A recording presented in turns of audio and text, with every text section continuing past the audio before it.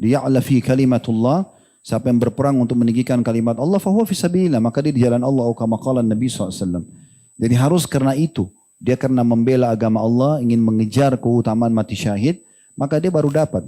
Kalau hanya sekedar mau bela tempatnya saja, membela sukunya, ini mirip kasusnya Kazman. Di masa Nabi SAW, seorang dari Ansar di perang Uhud, dia termasuk orang yang kekar badannya dan paling banyak korbannya dari musuh.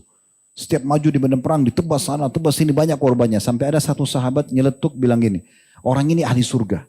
Karena korbannya banyak sekali dari musuh. Kata Nabi SAW, tidak. Dia ahli neraka. Padahal di medan perang bersama pasukan Nabi SAW. Maka ada satu sahabat penasaran, diikutin orang ini. Apa sebabnya Nabi bilang orang ini ahli neraka? Padahal jelas-jelas banyak sekali korbannya dari musuh. Pemberani sekali, luar biasa, korbannya banyak. Ternyata betul apa yang Nabi SAW sampaikan. Pada saat dia sedang berhadapan dengan salah satu musuh, ada satu musuh yang tebas pedang, kena betis atau lututnya orang itu, sobek, keluar darah banyak.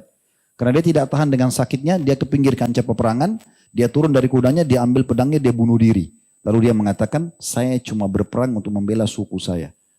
Jadi karena sukunya saja, bukan karena agama Allah, tidak mati syahid. Kan gitu. Jadi ini memang perlu digarisbawahi, kalau mereka berperang karena agama Allah Subhanahu wa taala untuk meninggikan kalimat la ilaha illallah, maka insya Allah mereka mati syahid. Ya. Baik Ustaz. Pertanyaan berikutnya Ustaz. Ini pertanyaan tentang rumah tangga Ustaz. Bagaimana hukumnya pasangan atau seorang istri yang suka memata-matai suaminya Ustaz, atau suka mengecek handphone suaminya Ustaz? Baik. Ini dari peperangan ke langsung perang besar. Ini perang lawan, juga Ustaz. Ya, perang lawan Yahudi ke perang dalam rumah tangga ya. Kita pernah bahas ikhwan dan akhwat sekalian, salah satu dosa besar adalah tajassus, memata-matai. Tidak boleh hukumnya memata-matai, haram. Nggak boleh. Sengaja nyari-nyari kesalahan orang nggak boleh. Nggak boleh sama sekali. Kalau depan mata kita kelihatan kemungkaran itu, kita luruskan. Kalau benar, kita dukung. Dalilnya cukup banyak. Dalilnya cukup banyak dalam masalah ini. Allah berfirman dalam surah Al-Hujurat, wala tajassasu. Dan jangan kalian saling memata-matai.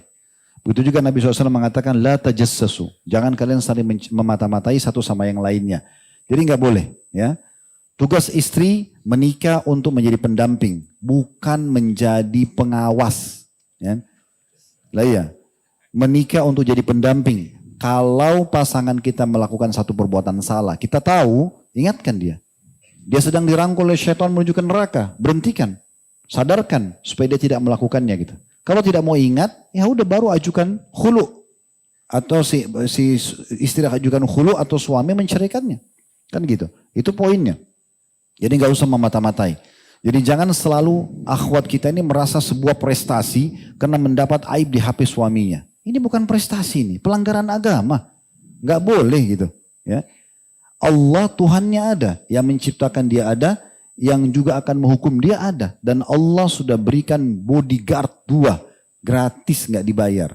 Malaikat kiri kanannya, gitu kan? Satu di kanan, satu di kiri, selalu mengawasi dia.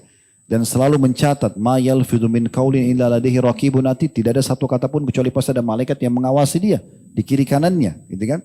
Jadi nggak usah ambil tugas malaikat, ya. Jadi ingat, saya sarankan nasihati para akhwat kita, nggak usah periksa HP suami, nggak perlu. Nggak perlu ini karena berbahaya bagi dia dan berbahaya bagi rumah tangganya. Yakinlah ada Allah Subhanahu wa taala yang lebih kuasa daripada kita, yang akan menghukum dia dan memberikan peringatan. Kalau misalnya Allah memang buka depan mata, kita lagi jalan, naudzubillah, lihat pasangan kita lagi sama selingkuhannya, berbuat zina, misalnya kan, itu kemungkaran depan mata, di situ kita wajib luruskan. Dan di saat itu betul terjadi,